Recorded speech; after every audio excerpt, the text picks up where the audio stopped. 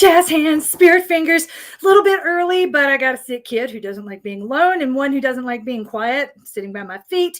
So we're going to try to get through this as quickly and efficiently as possible. Happy Sunday, although this is the worst Sunday of the year because it's the Sunday where, what are you doing? Shut that door.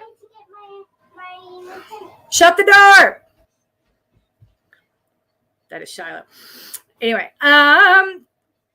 forgot what I was saying. I was just like, of course. So that's why we're getting started early, because this is the one that doesn't like doing what she's told or being quiet. Thank you for finally shutting the door. Quick reminder, if you're going to go hard on training, then you got to go easy on yourself, because no one ever in the history of time has ever won strategically in the springtime other than one general who I'm not going to mention at the moment because it feels insensitive considering all that's going on in the world, but you can probably guess who, especially if you've been here for a while. Everyone who's trained with me for more than a season knows that this is my least favorite time of year, and I discourage spring marathons for performance for just about everyone. Now, back in 1996, because I've been doing this for a long time, when I was in college, 97, 98, there were only 4 marathons per year within driving distance of Washington, D.C. So if you didn't have a good day or you didn't have good weather, that was it. And we were a little more zen about finish times. Not that we cared less, but I've always been a little confused by, it feels like every runner I know, every race I do must be a PR or it isn't worth doing. We just hoped for the best and let it all run. And I get that things cost a lot more now and life's a little bit different, but I do wish we could go back to that attitude and to a certain degree, because if you are determined to run a race in the springtime, let's think about why, hope for the best. Maybe it'll be your day, but if it's not your day, that doesn't mean that you suck. Training for something in the spring means you're going up against some of the biggest factors that Earth has to offer. And remember, up until the 20th century, everything on this earth was designed to kill you. Life was really hard. Finding food was hard. And spring is a reminder of all the things that were hard. For example, mud. With all the snow melts, it is kind of hard to go on trails. It's really, really hard to run, even in places where it's normally simple.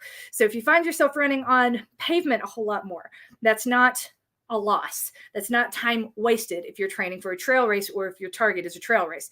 Again, I would question the person who decides that a trail race is really important in the spring, especially if you live in a part of the country that is muddy in springtime. But I digress. That it is what it is. Let's make the best of it. And if the best of a bad situation is still kind of sucky, then that is no reason to be hard on yourself. If anything, let's examine why you felt the need for something in the springtime to be amazing, because you're not fighting just the mud, you're fighting pollen, and you're fighting my other favorite thing, exposure. And these are all written up on the blog. If you look for the hashtag #FuckSpring, I go into great detail about what I do not like about spring and all the factors that are working against you. That said, there are a few spring races that I like a lot, one of which is in Pocono, the Run for the Red. It's a terrific downhill marathon, but it is not everyone's cup of tea, because you're going to be, again, in springtime, there's a lot of factors to control for. There's going to be, it could rain, it could be really windy, it could be a little colder than you would like. All this just to say, exposure is the thing a lot of people aren't prepared for, because we've been running in the wintertime. We've probably not been wearing tank tops like this. It was 60 today for the first time in a while. So if you're going for a run, you're like, yay, sunshine, and you're down to like a t-shirt and shorts because you're running in the middle of the day. You might want to remember that might be the first time in a while that your skin has seen the sunlight.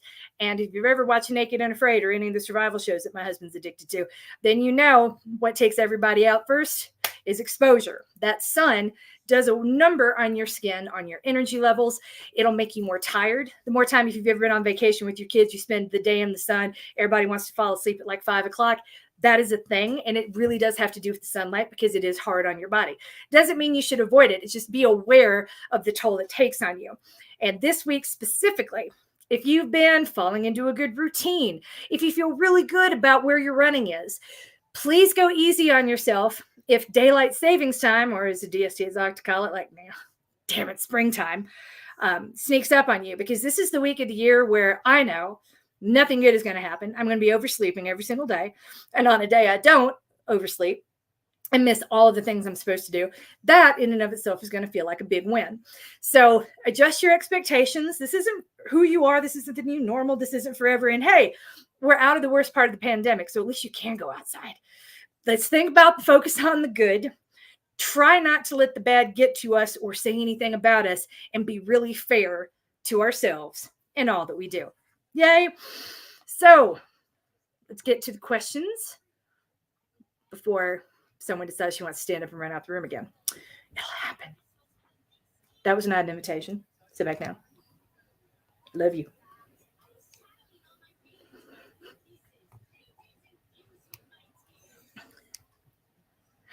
So in our weekly wins, yay. Got Lisa Anderson enjoyed a beautiful sunny run on the coast while vacationing in California to escape the Minnesota cold. You can find a photo of that on our Instagram. Wait, how do you have 5 kid-free days this week? I'm so jealous. That'll be amazing.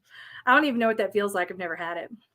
Brenda Haskell also escaped the cold and is enjoying an extended vacation in New Mexico, where her husband is flourishing. We are really excited for you, Brenda. If you haven't heard any of this, if you're wondering what we're talking about, these are conversations that are going on in our app. If you have not yet downloaded the app, check your email. There should be a link in there along with the codes for March, or a link to the exclusive blog post that has the codes for March. If you've not been able to get the codes yet, email me directly, mkfitnessprotection.com, and I will sort you out. So here are the 2 questions. Today is 30-minute easy run with my heart rate under 140. That means jog, walk, periods of slow jogging with walking, or whatever it takes to stay under 140, ? Yes, it does. And if you go to my Strava, you will see that that's exactly what I'm doing right now. It is what we're trying to do with the heart rate under 140. I bristle a little bit when people talk about it, one size fits all, but I'm like, that's like complaining about the speed limit on the road and saying like, my car should be allowed to go faster. I don't really understand it. Just because you can doesn't mean you should. What we're trying to come up with is a cap, like an easy effort. Granted, your cap might be 145 or 148, but anyone who's tried to run by heart rate knows the difference of 8 beats doesn't make a difference at all. As a matter of fact, it can be really stressful trying to keep your heart rate within an 8-beat band. So instead, I'm like, let's just have this ceiling and try not to go past it. Okay. And as long as we're keeping that effort cap on, then chances are, statistically speaking, anything you do will not be metabolizing glucose. It'll be 100% reliant on oxygen for fuel. And that matters for 2 reasons. We store all that oxygen in our bloodstream and in the fat in our bodies. So there's an abundant supply of it. That's a good thing. You don't run out of it. You're definitely not going to run out of it in a race situation. And so it's efficient, effectively. And 2, we want to get our bodies, when we talk about cardiovascular health, cardiovascular fitness, it is literally this. When you spend time under 140 metabolizing oxygen, that is cardiovascular fitness, cardiovascular health. The harder you go, the more glucose you're using. You might be training for performance, and that's fine. There's a place for that, but you can't do it every day, nor should you. So this, keeping your heart rate under 140, you can do as much as you want. If you've gone for a jog recently, like last Sunday, I went for a run. It was snowing. I put some pictures up on my Strava, and I love running in the snow, and I haven't really been able to do it this year due to, the ongoing adapting to type 2 diabetes and the medication that I have to take.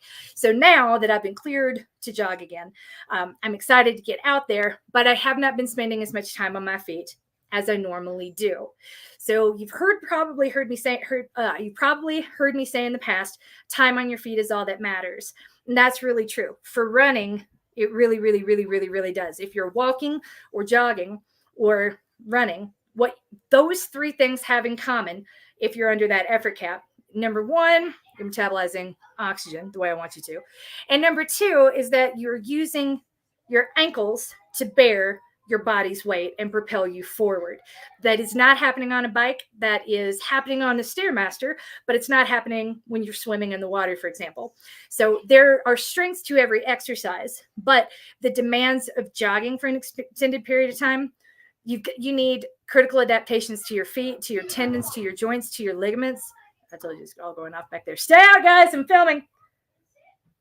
God. So, and that only happens from spending time on your feet, those critical adaptations. And they go away really quickly, meaning they can go away after, say, a week of not doing very much. If you're sick, for example, now it doesn't mean they're gone. It's just it decreases and then you got to build them back up again. So it's not something to worry about. It is something to consider, though. If you've been on your bike for a long time and have not gone for a run, then you might have what happened to you. Might be what happened. You might experience what I experienced last Sunday in the snow when I wore a pair of waterproof shoes that I haven't worn in a very long time. Got shin splints, really nasty ones. My feet were not used to being in those shoes. My body did not know what was going on. Felt good while I was doing it, but as soon as I got home and took them off, I was like, I'm in trouble. And I had to spend my week on the bike. I went for another run yesterday in normal shoes and felt fine, but it took a week to get over that. So I tell you that to tell you this. If you've not been running for a while, these are the things that are going to happen as you ease back into it. And I beg you to ease back into it. I didn't ease. I'll admit that. I had gone for 3 runs that week and I was like, this will be fine. And I did not consider the shoe that I was in. So TLDR, different things are different. They have different impacts on your bodies. Don't make it about you. I'm not beating myself up. I had a great run and it felt really good. The price I had to pay for it, though, was a week of not running because my shins weren't happy. My shins are fine. I had a good 4.5-mile jog yesterday, my first really good run in a while where I felt like my heart rate was under control, my effort was under control. That tangent is why in rebuild, I give you a higher cap because the less adapted you are. I don't like saying the less fit you are because like when you've been able to do the thing all the time, then you're more adapted. If you are coming back to the thing after a while away for any reason, you're less adapted. One is not better. It's just sort of like, where are you on the adaptation curve? Your body has not adapted enough yet to be ready for all the time required to maintain. Doesn't make you lesser. It just means this is something we can work towards. And that's the way I frame it to myself so that I'm not feeling less than every single day I lace up and go out there. And that's really the way I want you to look at it too. So again, if you're staying under 140, you're getting exactly what you need. It does not matter how fast you're going. It matters that you're doing the work required to adapt in the way that you need to, because it's going to come back so much faster if you do it the way I ask you to do. If you go out and have a great run, you're going to have a good day, but then you got to take a week off. And if you're like me and you really don't want a week off, that can hurt. Luckily, I have the Peloton, so I can do indoor workouts. But if I didn't, I would be in a very different mood right now. Probably quite mad at myself, sulking a little bit. And again, that's normal. That is totally normal. So whatever it takes to stay under 140, you're going to be doing exactly what I'm doing right now. It's not a gloriously fast pace, but for the first time in a long time, I was able to get out there with using the rebuild 155 cap because I am less adapted than I was this time last year. I could go with only 2 walk breaks in 55 minutes and kept my heart rate under that cap. And I was actually, I think like my average was like 138. So it was actually, I didn't even go all the way past the 155 cap. I kept it under 150 most of the time. And I'm very, very, very proud of that. And that's how I want you to feel. So if the 140 rate is discouraging you or it feels really bad and you're in rebuild, not maintain, remember, your cap is 155. If you are in maintain and you're going out this often, you cannot do an hour run on Monday with a heart rate of 155 and then expect to feel good on Tuesday, Wednesday, Thursday. It will catch up to you really quickly. You'll be burnt out by week 3. And I don't want that for you. So that is the reason for rebuild, because you're going to be doing this a whole lot more until you get to like faster, slower, faster, slower, faster, slower, until you can find that pace that you can control. So it is what it is, and it doesn't have to suck. You're doing the right things. Next question. I have an older neighbor who gives me unsolicited advice on running. He's a kind man and used to run a great deal. One of the things he told me is to get rid of my handheld water hydration bottle and use the belt. Oh my God. I tried telling him that the belt bugs me and I end up with lower back issues. He claims I'll have more trouble with the handheld water in the long run and it's affecting my form. Any thoughts? He's an idiot. I am really glad he can mansplain that to you. Look, I don't love carrying a handheld water bottle, but I will do it in the spring when I'm going to be thirsty all the time because of the pollen I'm inhaling that's coating my tongue, my esophagus, and the back of my lungs. And I'm assuming that might be what's going on with you as well. the belt, the water is going to slosh around. It's something to take out and put back in. It's a real distraction. Whereas like that a handheld water carrier, unless you're jogging with a gallon of water attached to your hand, it's not really affecting your form. The thing that I used to do, and this drove people who ran with me crazy, I would run with my phone in one hand, because my running clothes in 2008, 2009 didn't have pockets. And then in my other hand, I would have like my heavy set of house keys. Remember when we needed house keys and car keys and key keys and then keys to the keys? It was a lot. And that was kind of heavy, but the weight in one hand offset the weight in the other. So I wanted that to be balanced. Maybe that's what your neighbor is saying to you. Just like you need to balance it out, be cognizant of it, or you're favoring one side. And that's me being really generous, trying to be like, why is this person like insisting on telling you to do something different than you're already doing? I would argue if like we're going to get down to brass taxes and really analyze this in a way that the question and situation does not warrant, there are a million things about the belt that I think would mess with your form a hell of a lot more than that handheld water bottle will. But you do you, and don't worry about that. If you think it's impacting your form, again, let's talk about it. The way that you will, where that you will notice is if one leg is much stronger than the other. And again, I'm not going to blame your water bottle for that. I'm not going to blame anything for that. I'm going to say, let's try to even out the strength. But I just don't see how the water bottle is going to be causing that many problems. Not having water when you want it is going to cause problems. Wearing it around your waist, if it's not in your hand, it's still going to be, are you going to put it directly in the middle of your body? Are you going to tape it to your chest? I don't understand how that's going to be better. If it's in the middle of your back, it's going to slide around. I don't, again, that's kind of dumb. It's one water bottle. You're going to have it on your right hip. What's the difference if it like slides to the right? It's going to be no different than being in your right hand. I don't understand what he's trying to say. Make him feel relevant. Smile and say, thank you. My coach said not to. Sorry. Throw me under the bus. I fit there real good. His advice, though, I appreciate how much he seems to care. Invite him to find something else to talk about. You don't need to spin out about that. Anyway. One more thought on that, actually, now that I'm thinking about it. I'm just picturing the water bottles that I have downstairs. I've got this really great Amphipod handheld water bottle that's 22 ounces. And none of the water bottles that go on a belt are that large. Anything that large or larger has to go in a Camelback or in a container that has a tube through it, which I like even less. But that's a personal thing. I just don't like wearing them. They rub me raw. So I don't tell them that. Just say, I can't, I appreciate what you said. I went and looked, but I only want to have one bottle. And all of the water bottles are just too small. I'm a Camel. Sorry. Hey, thanks. Bye. Spring's hard. So, but no, he's wrong. That's really what it comes down to. He's wrong. Or